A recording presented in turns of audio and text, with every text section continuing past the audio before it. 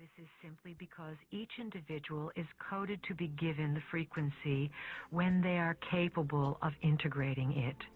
Many are already having a difficult time integrating the changes at this early stage of the plan. A large majority of the humans on Earth have convinced themselves that there is only one reality and there can be no other. This could be the downfall of the human race. As the helixes come into full force in a person, there is an awakening of the person's inner knowledge, knowledge that goes beyond what the person has been taught. This inner knowledge is knowledge of self, knowledge that says there is much more than this physical world. Believe it, know it, understand it. There are multitudes of chakra centers, and there are multitudes of potential helixes that can form. Right now, the common denominator with respect to the number of helixes and chakras that the consciousness of humanity can handle without destroying itself is 12. So we are dealing right now with an involvement of 12 helixes to plug into the 12 chakras. As mentioned before, 7 chakras in the body and 5 chakras outside the body. The 7 chakras in the body are not too difficult to work with because if you allow yourself to feel, you can physically touch and locate all of them. The first 3 are the chakras of survival, sexuality, and perceptual feeling. The 4th chakra is the heart, center of compassion and connectedness to all things. The 5th is the throat chakra, which relates to speaking. The 6th is the third eye, the vision. The 7th is the crown chakra, which opens to the knowing that one's identity goes beyond the physical form. When you get to the 5 outside of the body, you must begin to find new ways to figure out what is going on with something that you don't even know for sure is real. The 8th chakra is within your realm of activity. It hovers 12 inches or more above your head. Most people keep the 8th chakra center close to their physical body. The 9th chakra is close as well, within a few feet of the body. Once 9 helixes are formed, this chakra will move out into the atmosphere of Earth to become more of an earth chakra connecting into the grid work. It is a link. The 10th, 11th, and 12th chakras are much further out. The 10th chakra, once it is in line and plugged in, will be in your solar system. The 11th chakra will move out into your galactic system, and the 12th will be located and anchored someplace in this universe. You will receive information from these personal centers, for they are collective centers as well, just as your other personal chakra centers are collective centers. As you learn to translate the chakra experiences, you will discover that life is not the same anymore. As you explore your current body, identity, and lifetime, do it quickly.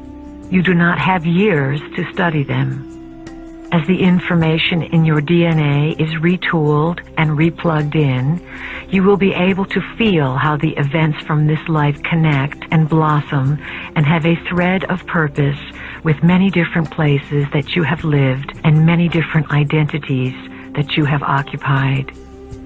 You are not alone. You could not do this alone. Even when we say to you that you are the standard bearer of your soul, there are other aspects of yourself that have figured the story out and are coming back into your time period to create this vortex of energy that is going to affect all realities. We cannot emphasize enough the importance of these times and the excitement and joy of what they hold, as long as you are willing to change. DNA carries the coding. for this genetic material and its helixes are made up of light-encoded filaments, tiny gossamer threads that carry information the way fiber optic systems do. The pillar of light that you use to activate yourself and to bring information into your body is also composed of light-encoded filaments. These light-encoded filaments carry a vast amount of data and information, and your body is filled with them. When bundled together and placed in a certain alignment, the light-encoded filaments work together and release information that makes sense of the history they carry. The task you have before you is to consciously command, intend, and will the evolvement of your DNA. Commanding and willing and asking for this is not easy, for you must move through many identities. From the historical perspective of your multidimensional existence, or essence, or soul, you have been all kinds of characters, and some of these experiences have been painful. They have been challenging and difficult. The light-encoded filaments are a tool of light, a part of light, and an expression of light.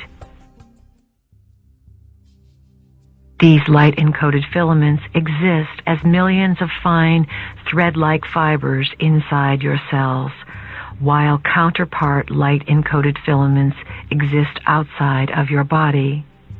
The light-encoded filaments carry the language of light geometry, which carries the stories of who you are. These light-encoded filaments were not previously able to come onto the planet because there was a pollution created by the dark team that kept them out.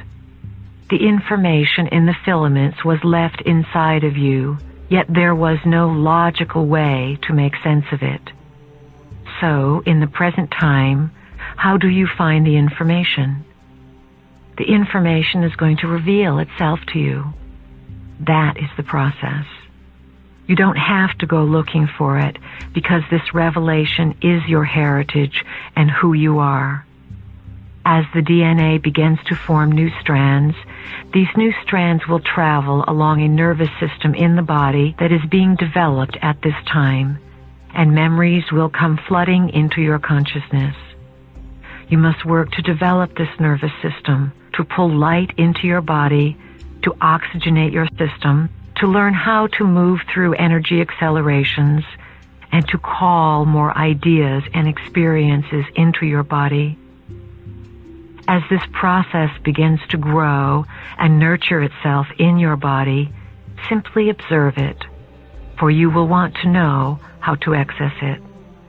Getting stuck in your dramas is like reading one of your books over and over again and not letting all of the information in other books come together.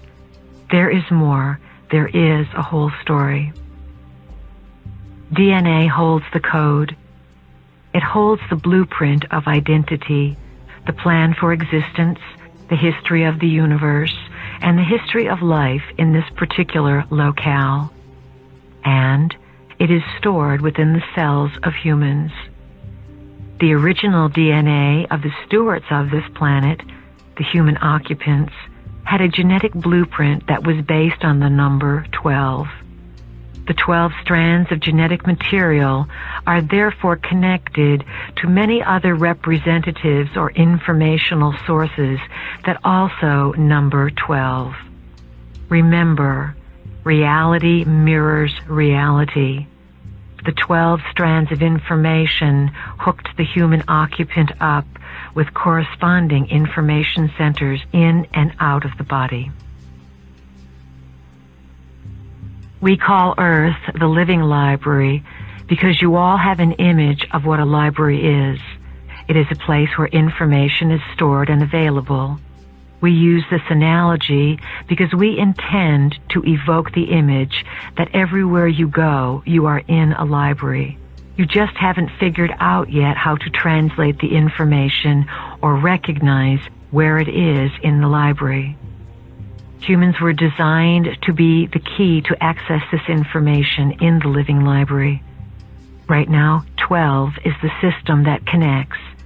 And if you look around, you will see it everywhere.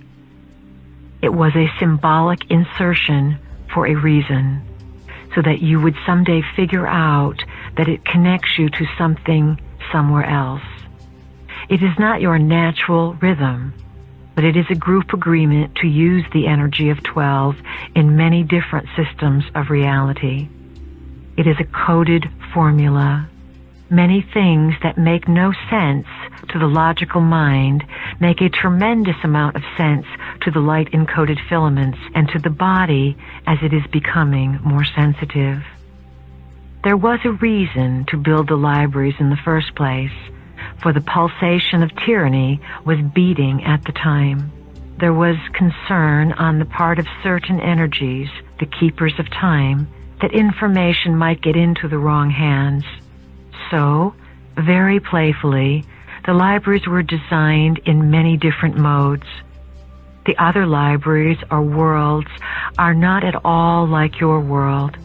The task for the keepers of time was to engineer a project through which consciousness could evolve, have information, and be utilized to access information. Originally, the role of the human occupant as the way shower to the library was one of great honor. Without the human occupant, one could not access the library, and the more tuned in the human occupant was, the more one could access the library. The human occupant had a certain pride in being loose enough and connected enough to find the data in all things. You are going to discover someday that sex is part of the process. When you own your own sexuality, you will see the opportunities you have to express it, and you will decide whether you want to express it in those ways or not. Sexuality has been used to spark the library card. There is something very dangerous in this, however, because it has been misused. That is why it is very important to own your sexuality and be very certain whom you share it with. We don't want any of you to be in a position to be bought or enticed. You are advised to look and see if you experience others as being honest and having integrity, or whether they are flattering you. You are becoming stewards for power. You benefit by participating in the event of life. By simply being in physicality, you are endowed with experiences and characteristics that you cannot gather anywhere else. To be part of physicality on Earth at this particular time and during the last 200,000 to 300,000 years is a very potent event indeed, because it means that you have come into a place where darkness has been reigning. The nature of existence on Earth has been a struggle between light and darkness for many eons. Some would call it a struggle between good and bad, or upliftment and evil. We will simply say that it is an event and place where certain laws and rules exist, and that Earth is certainly not the only place in existence that deals with these kinds of challenges. You are in the decade that we have labeled the unnamed decade, the 1990s. It is during this time that all the great events are going to begin to occur upon Earth. Many events have already been occurring, but they have been sequestered away in little compartmentalizations of officialdom. Those of you who are ancients, who are the masters awakening, as you awaken, we want you to be able to see out of the ancient eyes and to awaken something that you know, something that you remember, something that is deep inside. You are going to need to trust yourself and rely upon yourself.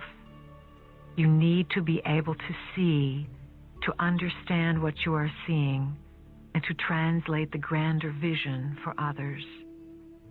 It is up to you, and only you, to undo the locks and allow yourselves to go forward.